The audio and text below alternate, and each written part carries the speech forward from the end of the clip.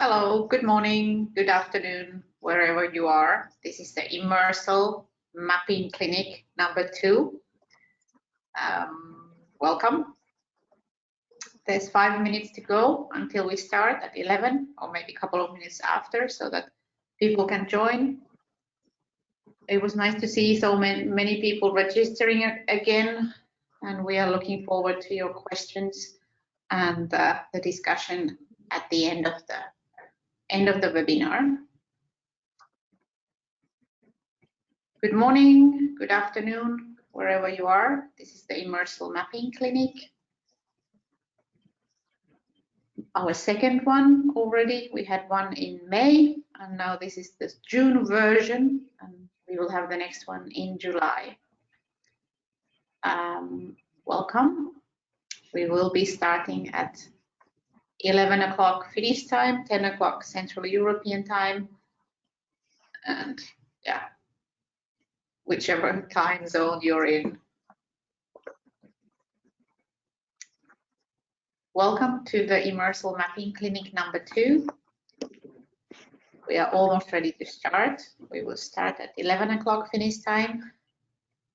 Me and Awais, our mapping expert, are here in Helsinki, so the Finnish time zone, but I'm sure there's people joining in from different places. In Central Europe, that it's almost 10 o'clock, so we'll start at 10 or maybe a couple of minutes after, when a bit more people have been able to join. Welcome to the Immersal Mapping Clinic number 2. We had a good discussion last time in May about mapping questions, about mapping different spaces, different outdoor locations, and I hope we will have good questions also this time. You can put those questions into the questions part in your tool already during Awais' presentation if you want, so that you won't forget, and then we'll come back to them at the end of his presentation and go through them one by one. Hello, welcome to Immersal Mapping Clinic. This is our second one already. We had one in May, now this is the June one, and then we'll have the next one in July. We are organizing these to help the Immersal SDK users to understand mapping, to make better maps, and then by creating better maps, of course, creating better projects. Is it AR or navigation or whatever it is that you're working on with the Immersal SDK. Welcome to the Mapping Clinic number 2. We are ready. Our mapping expert Awais is ready, and we will start around 11 o'clock Finnish time, or maybe a couple of minutes after, letting people join.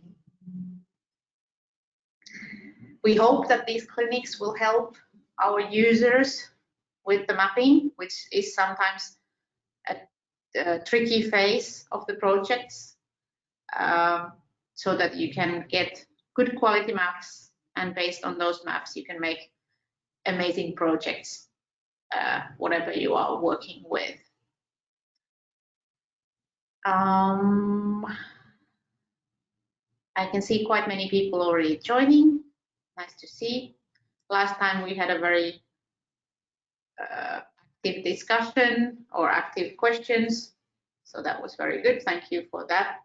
And I hope this time as well we will have good questions, which you can all already write down to the questions part of the tool.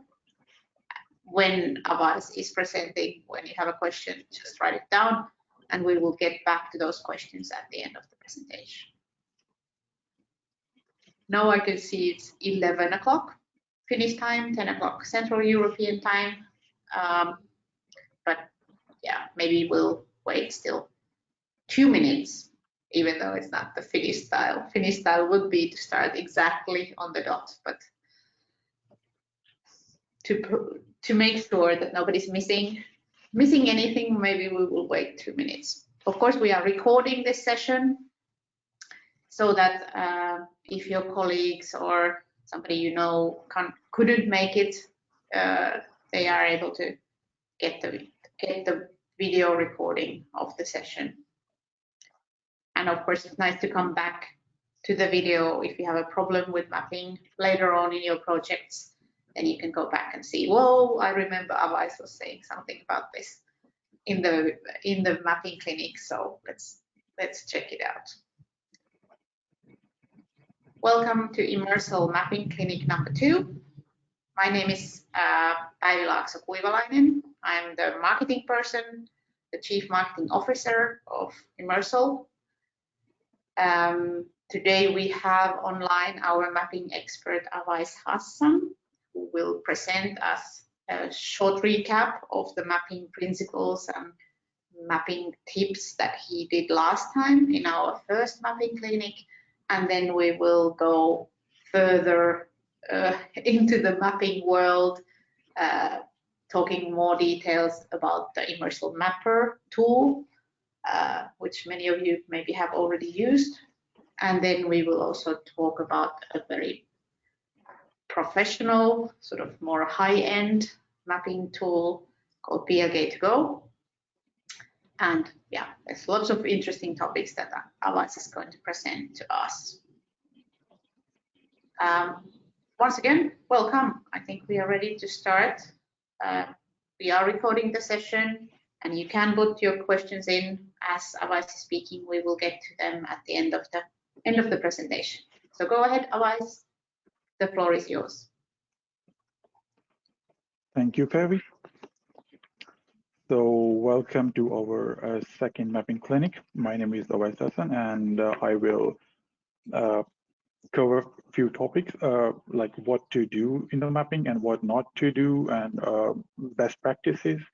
And basically, this is a recall of the previous mapping clinic, and also this time we will also cover some tips and tricks using the Mapper application, and using dashboard, and also the PLK2Go, that is a professional solution for the mapping. So let's start the slides. So let's come to the basics. So Immersal SDK is a special mapping and visual positioning system. It allows you to merge digital content with a physical world. So basically, you can create anything that you can imagine on the physical world. And this solution is completely markless, and you do not need any kind of QR codes. So environment itself is a marker. So you have to create a very good quality maps to get the good results. So we use two kind of mapping devices, smartphones and PLK2Go. In the previous session, we covered smartphones. Like you can use smartphones for medium areas or small areas, and you can use the Immersal Mapper app to capture the maps. And it could be an iPhone or Android, any camera with good results. For PLK2Go, basically it covers a large and complex area that are like very hard to map with the cell phones. It is 10 times faster, and yeah. So basically, Immersal needs two things: images and poses, like images with a good quality and poses. For mapping, first of all, you should plan your route carefully. Whether it's street or museum or maybe airport or maybe a stadium. So you have to plan your route very carefully. For example, here in the picture at the right, if you are going to create some experience for the audience, then you have to map from those stairs or those chairs there where they are. So you can capture the viewpoints of the audience, and you can create a good map, and you can localize that perfectly from the audience point of view. And it can localize very easily. And if you are going to map create a map and create some experience for the players. So you have to map from the ground, like there are these running tracks on the ground. So you have to walk on those tracks because that is a point of view of the player, because you are creating experience for the player. So avoid taking pictures at one place. For example, what most of our developers do that when we like download the Mapper app, we are just sitting on the table, just right there, sitting on the chair. We click few images, and then we just follow the procedure, and then okay, the map failed, it does not work. So it does not work like that. We will come to it, that why you cannot just sit at one place and take pictures. Basically, you have to move your feet also, not just your hands. So you can create a good parallax. So you can capture different viewpoints, and also your map will roughly work on all the areas where you mapped it from. It comes to my first point when I told you that, okay, if you are going to create experience for the audience, then you have to map it from the audience point of view. If you are going to map a stadium for players so they can have a good experience, then you have to map it from that point of view. And on the left, there is a square, public square. So if you want to display some content on the buildings, then you have to map around away from the building and walk around so you can place some content on the building. So let's come to the mapping technique.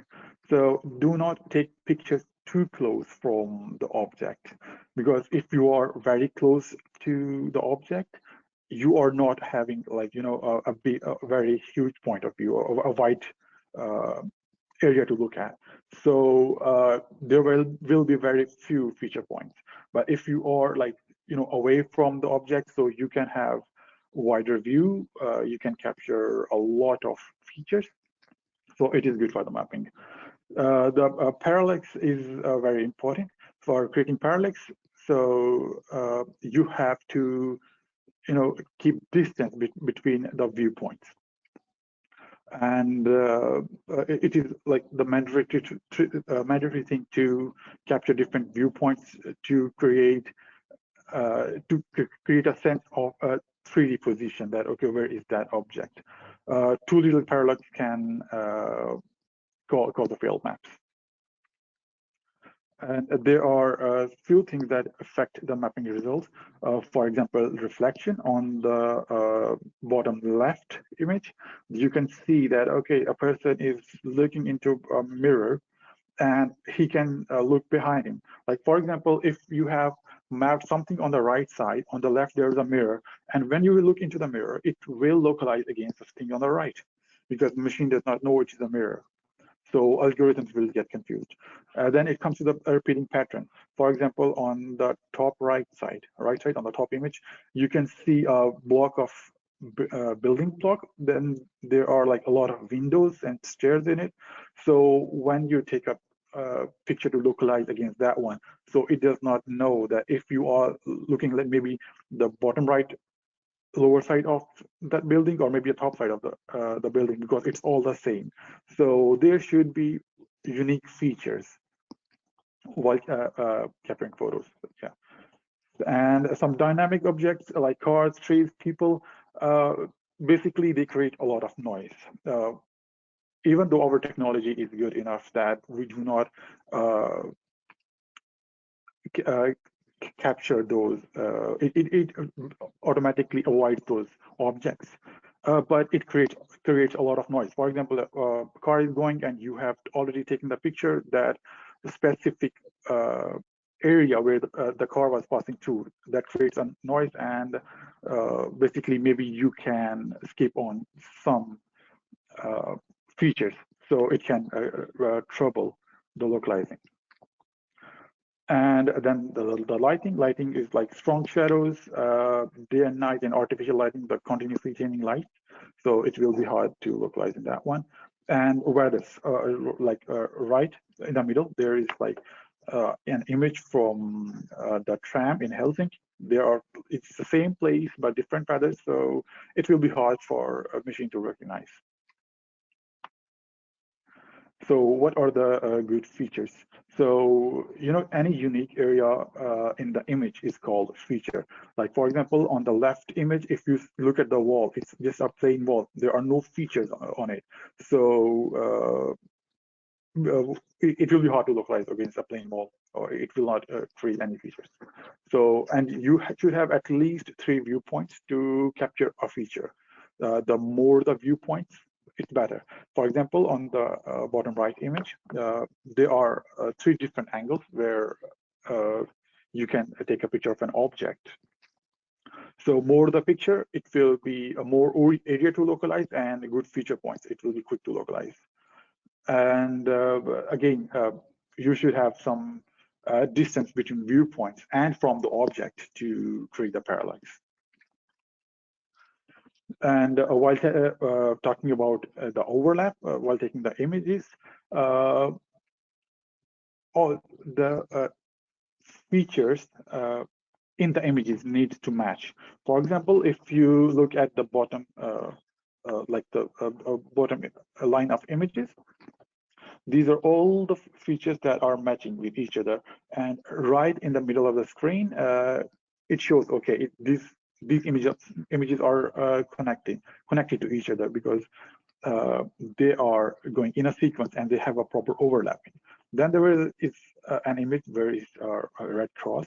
That is because maybe you mapped half of it and then you decided, okay, let me start over again from the other side of that reindeer. So it will just disconnect from that, and it will say, okay, images are not connected to each other. So make sure you capture overlapping images, at least 30% overlap. Right, the image above it with like the white image with different colors, this one, you can see that that red one and the orange one are overlapping 30%. And if you look at the frame, so it will cover exactly 30% or more than that, and it has some features that will connect it to the next image. So same with the yellow one, yellow to green and green to blue, all of them have overlapping features. So when we are mapping, so there are 2 different kind of things to map. One is hotspot, and a hotspot basically is a medium-sized area where users are around the map. It could be a statue, a shop front, an art installation in a museum or exhibition booth, or like any place where you are expecting a lot of people to come around. It could be maybe any unique thing where you expect that, okay, there are a lot of people who are going to come. So you have to capture it from multiple viewpoints. For example, on the left side, we have a statue here in Helsinki. So how would you map it? So right here in the front, if you look at the right below that statue, so we are expecting, okay, we have to take images from all sides. So if you focus on these yellow dots, so you know, okay, the point of view is wide, so it will definitely overlap at least 30% for each image. And right here in the lower side of it, that is the front of the statue. So we are expecting more people to come here. And we know that most of the people come right in front of the statue. So we will create an extra layer of images over here, the close-up images, so we can get detailed feature. And it will help to localize it faster. So for example, it could be, let's say, a booth. So to capture a booth, you can just create like just right in the middle image over here. So you can start taking pictures from the right side, and you can capture multiple viewpoints of the target. And a more detailed photo that you can capture will be better. And for example, you are going through, let's say, a street, or there is some art on the wall and you want to animate it or create some kind of experience. For example, the image on the right. So it will be difficult. For example, this is the area of interest. It is a wall or a city block or something. So you cannot like, go in like one line and capture all the images.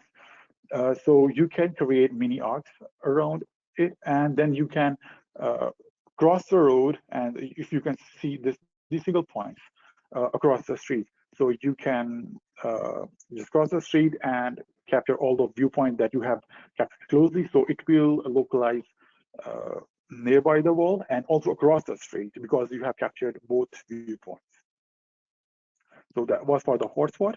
So there's another thing is that's called venue. So venue is when you are inside that space. So hotspot was when you are around that space, but for venue, you are inside that space. It could be indoor spaces, shopping malls, stadium, or museums. It could be your office, like most of the people when they map, they start to use Immersal SDK, they map their office first of all. So this is a good example right below it. If you look at the image with the red cross, that is what most of the people do when they are taking pictures, like sitting on the chair, just like moving around or rotating the chairs and taking pictures. And maps usually fail or they do not localize because there is no parallax, there are no feature points in it. So that is when most of the developer, like, they are exhausted. Okay, this doesn't work. But the correct thing, the correct a way to map the office, your room, is that you can go to the wall and you can map the far side of it. Like, for example, if you are at the right side near the wall, you should capture the image on the left side of the wall, or and you can create a circle around it. Same like capturing the far side of your room or your office or your any place where you are.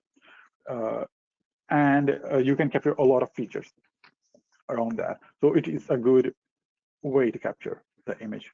And of course, if you are capturing an image from the right side of the image and you are covering a lot of the area, you can come in the middle of the room and it will still localize because it can recognize the features that you captured from the far side of the room.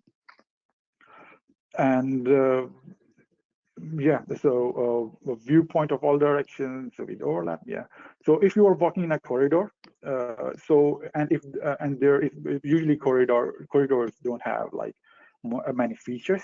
So if there is any feature like window or door or maybe a fire extinguisher or a painting or anything, so and you have to connect two rooms. Let's say this is one room, there's a small corridor, and you have to connect with the other room.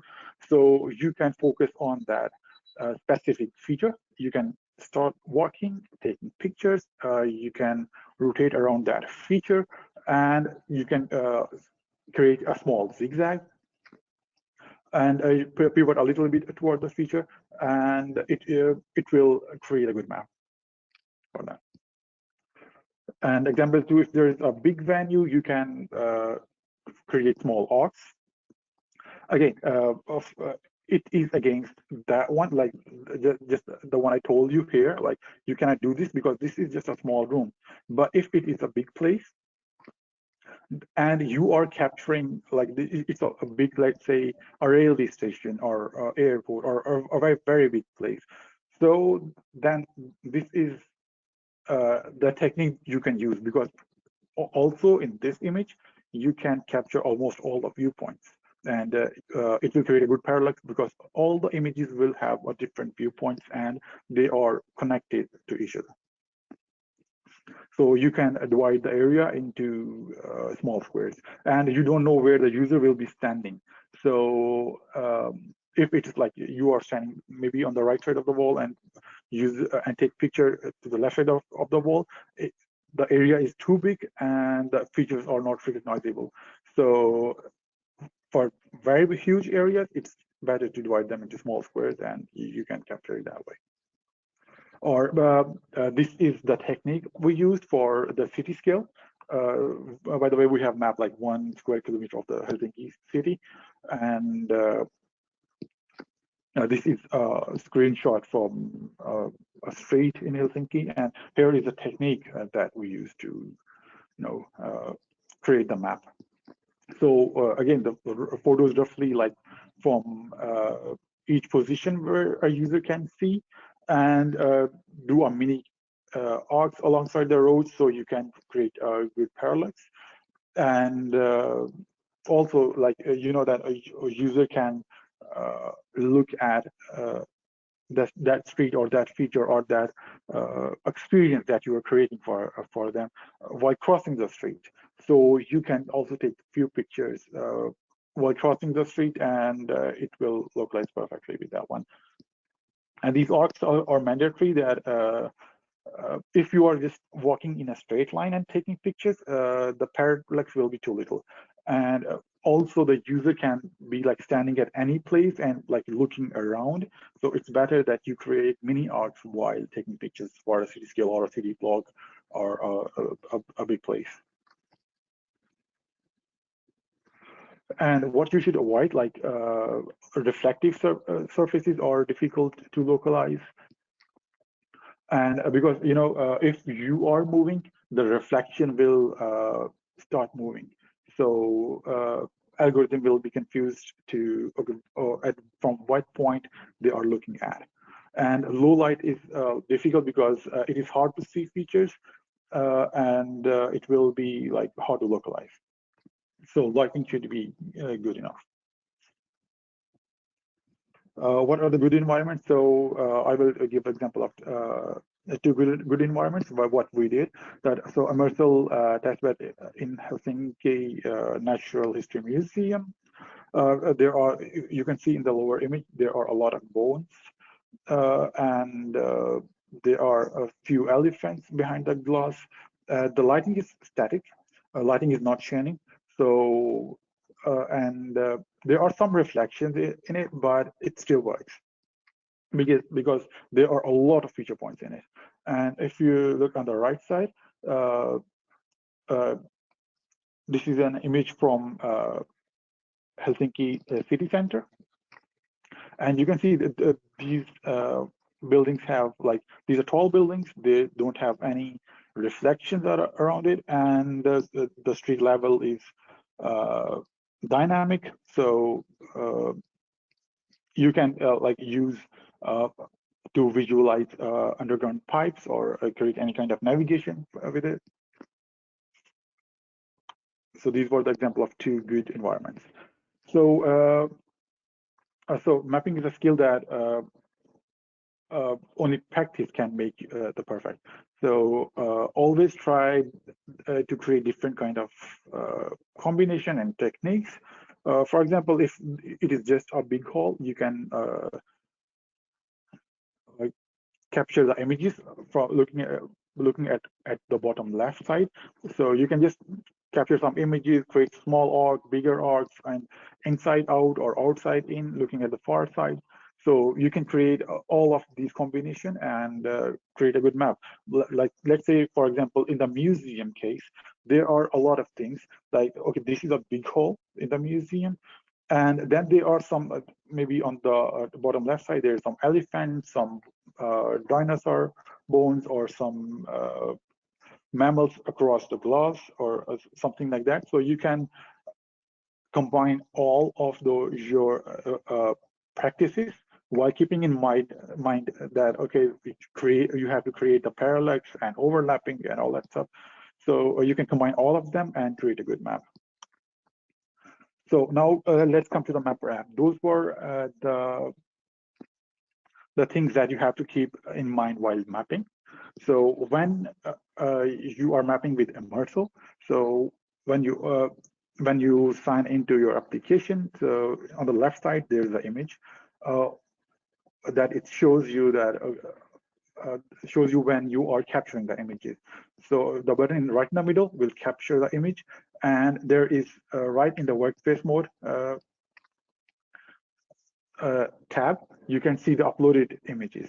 So this will show the images that has been uploaded for that specific map. And in queue is the images. If you, like, let's say you have, bad internet, or internet is not good enough, or some other kind of issue. So it will show the images in queue, that how many images are in queue for that. And when you are you have created a map, let's say with 20, 30, or 40 images. So you, on the right side, you can see that on the bottom right, there is submit for map construction. So you will click this button, and you will give it a name, and you can submit all the images for construction, and it will create a map, and you can go to the dashboard and download it. Always remember that when you are creating a new map, always remember to clear the workspace. So when you are going to create a map, for example, if you have created the first map and you are going to create a second map, always tap on this second settings button. It will create the menu on the right. It will open that menu on the right, and you can delete all the images. So you can create a new map. Otherwise, it will have a mixed images, and that's not good for the mapping, localizing.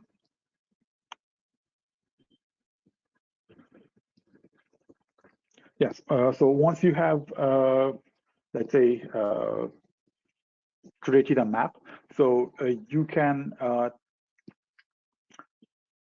tap on that button, and on the left, and it will show you that download maps button. So you can click on download maps, and it will show you the list of the maps that has been generated with it. If there is a settings icon right in front of it, instead of that green tick, that means the map is still processing. So you cannot download it, but once it has been constructed, you can click on that button and press download maps.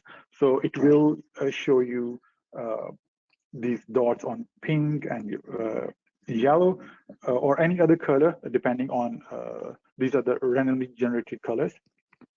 So here on the right, I have downloaded 2 different maps.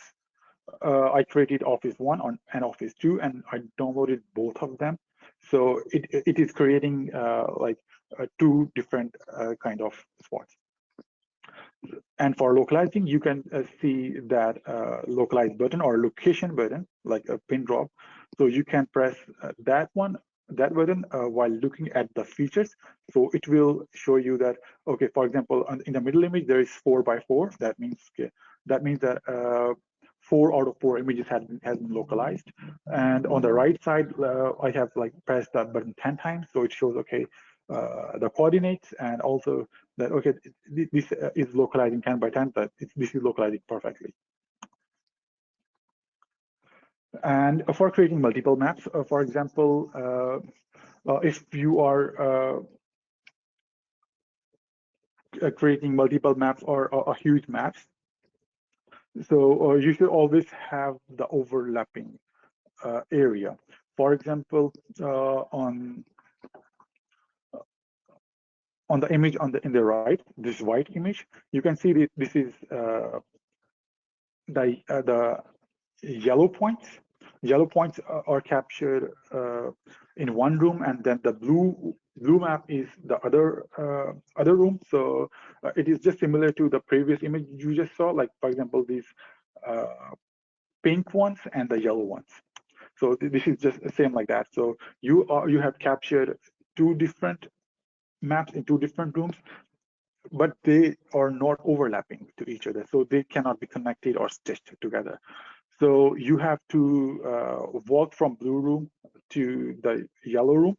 These red dots are showing the same pattern, like you are walking from one place to another and creating parallax and connecting the images. So that map that is created with, let's say, red dots it has both maps overlap, like from the blue one and also the yellow ones. So you can stick these maps together. Or what you can do is,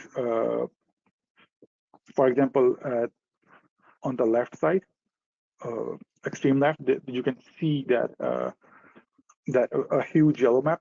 This is same example for on the right one. Like once you have stitched the map, it will show as a one map. So the point cloud is will be the similar.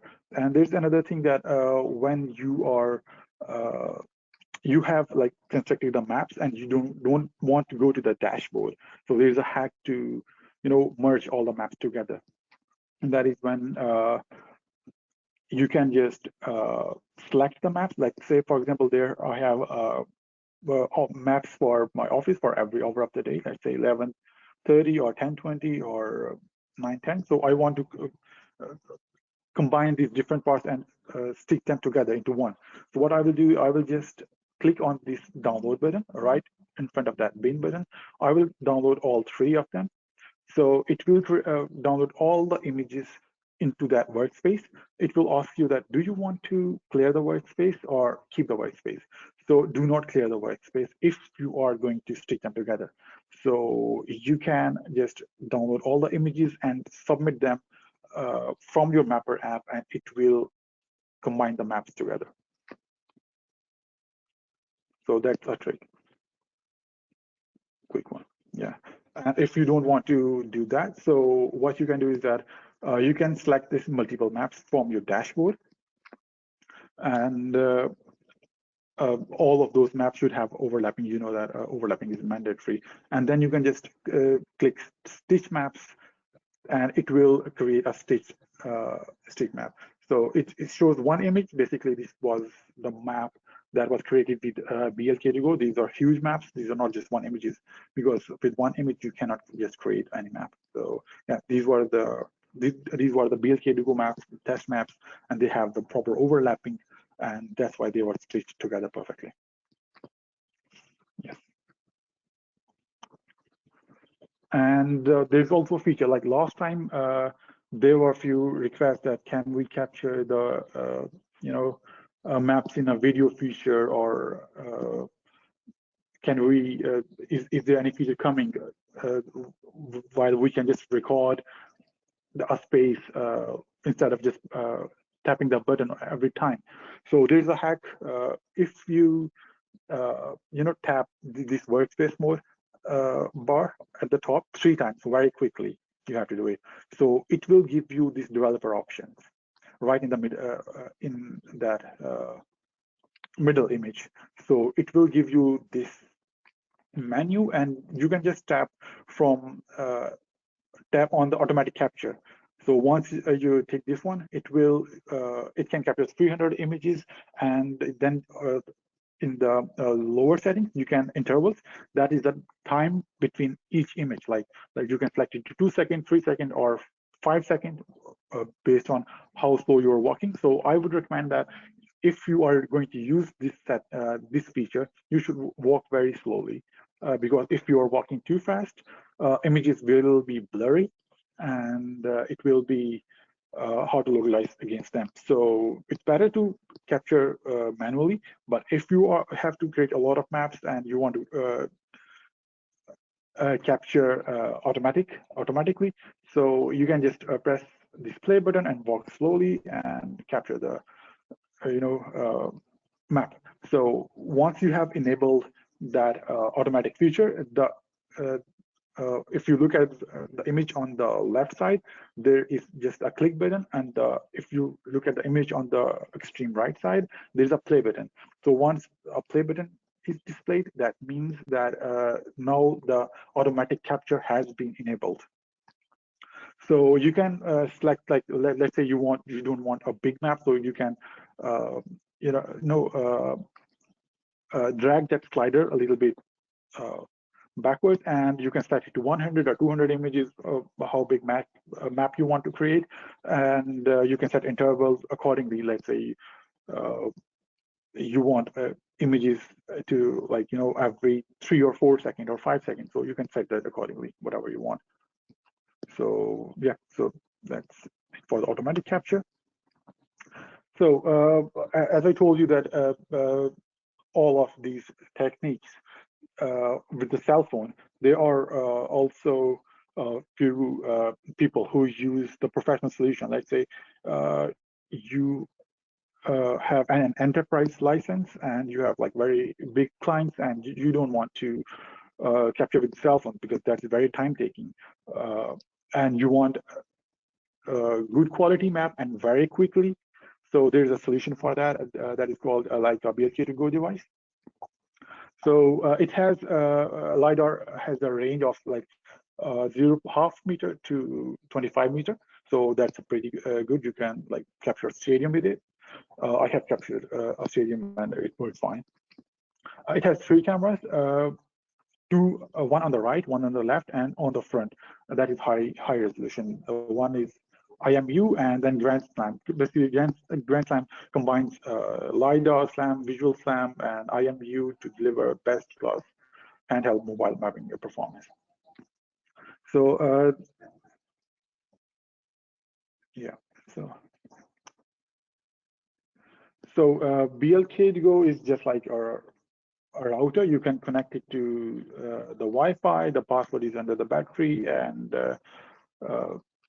yeah. So once you have captured that one, let's say it shows a dashboard like this. Once it is connected, it shows the battery power, the disk space, the version, and everything. It shows in there. If you press on the scans, it will show you all the scans that you have done. So these are the scans that I have made. Last one was on 24th, I guess. Yeah. So and then duration and what is the size of the scan, and you can set name and we can just download them and use them however we want. And there are also a setting panel. You can change the settings to compressed one. You can change the density according to your needs, and you can basically reduce the size if you don't want the maps to go in the GBs. You can just compress the image compression, and it will create a small maps. But it's good to have uncompressed map because good quality images will create a good map and good to localize against. And once you have downloaded the maps, you can go to the developer portal. If you have enterprise license, you can just upload. There's a button for upload B2G, and it will create a map quickly. Tips for creating a map with BLK2Go. So because you're not taking picture manually, and it is capturing like 3 pictures at a time from 3 different cameras, and it is taking a lot of pictures. So there are like only few things that you have to keep in mind for capturing with BLK2Go. That's why it creates maps so much faster. So start from the open space, same as with the cell phone, so you can have a good viewpoint. And corners or near wall is not optimal, yeah. And in difficult environments, stop for a few seconds in a while. Let's say there's an intersection or a complex. Maybe you are changing the room from one room to another, so you can just stop for a once. You can rotate yourself a little bit, and then you can go to the other side.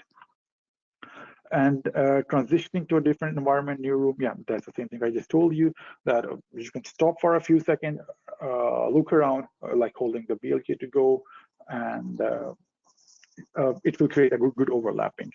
And you have to always close the loop for better performance. So it knows that once you have started from one place and you are coming back from completing the loop. So yeah, these are the only things you have to keep in mind. And we basically created a city scale map while using BLK2Go. I can show you quickly. So that was it for today. You can send your questions and we will be very happy to answer you. And I will show you one map that we created using that BLK2Go. So this is the Helsinki city scale. So we combine different techniques over here. So all of these boxes that can be highlighted, they are mapped using BLK2Go. So each and every map has their details, and it can be accessed easily and mapped so easily. Like this is like 1 square kilometer of the area that has been mapped. For mobile phone, it will take like weeks to map it. So with BLK2Go, we can capture it within a couple of days and create any kind of city scale experience. As I told you that you can create different, combine different kind of techniques. So here I used, let's say, techniques that I showed you while walking the road and creating those small parallaxes. Here I use the hotspot technique, like I use the block as a hotspot and walked around it. So it works that way also. So yeah, so that's it for today, and you are welcome to ask any kind of questions. Thank you, Awais. That was excellent. There are some questions in the questions box. I'll repeat them so that they will be also recorded on the video. And then I think these are very much your expertise, so I think you can answer them. The first one is about BLK2Go. It goes like this. How far can you capture?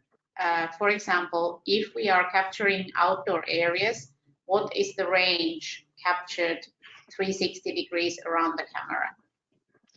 Well, it is not 360 degrees. It is like 270 degrees.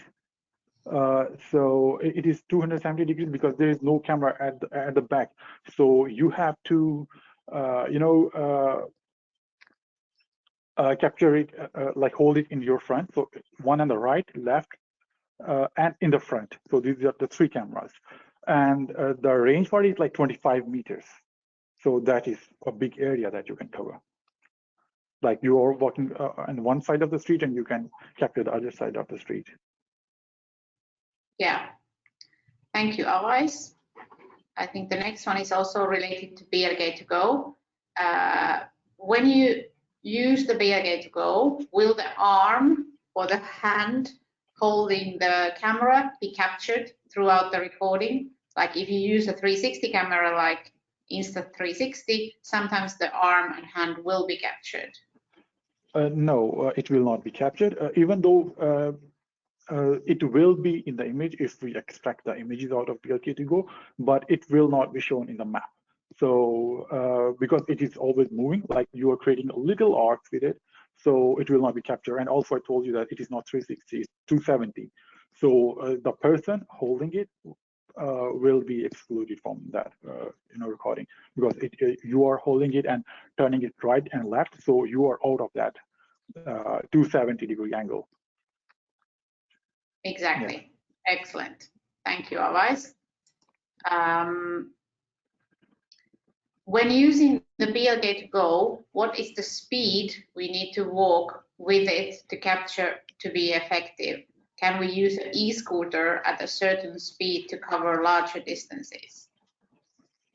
Well, e-scooter will be a little faster, and you cannot create a little arcs with it while walking.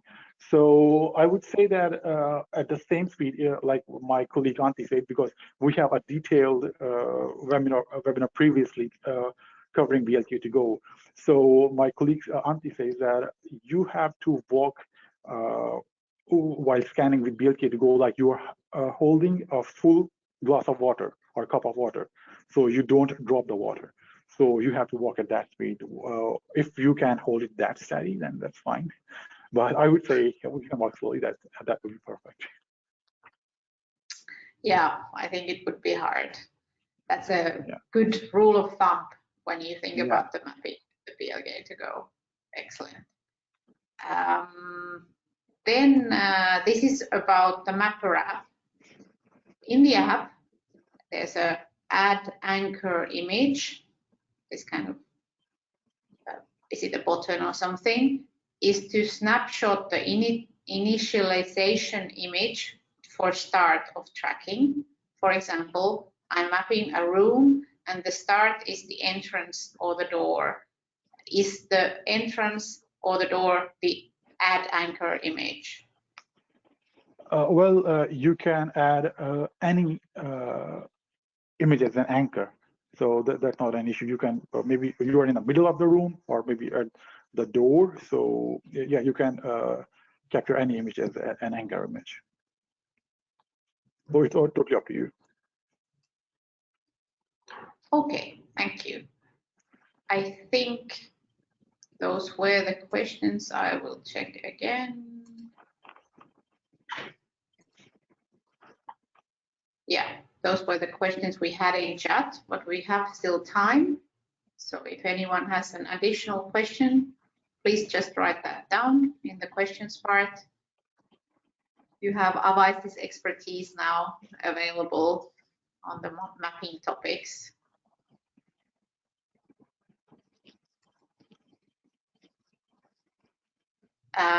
Thank you for the answers. You're welcome. Somebody writes, any insights into the drone? Any insight into the drone? I cannot confirm right now. If I understand the question correctly, that are we going to, like, when are we going to map the drone or something like that? Maybe Päivi can answer that if yeah, it's more like a marketing question, maybe. Yeah, of course, in some respects, mapping with a drone could be interesting, but as Awais mentioned many times in his presentation, you have to map from the same point of view where the users will be using the experience. Yeah. So I misunderstood the question. I thought that you were asking that when are we going to get the drone? That's why I referred to Päivi. Sorry for that. So yeah, you can map it with the drone. So our technology is completely capable to capture with the drone, because if there is any physical space and there are no reflective buildings or reflective surfaces, you can capture it with the drone. We completely support that. So as long as it is capturing images and the poses, we can provide the support for that BLK to go fly. So that's fine. I thought the question was that when are we going to get the drone for Immersal? So sorry for that. Yeah. That's why I referred it to.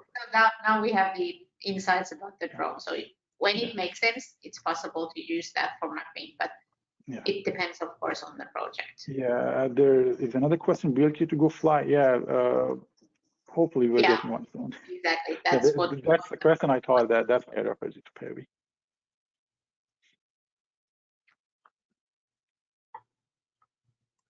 Yeah, so there's a question, another one, the second last one, I guess.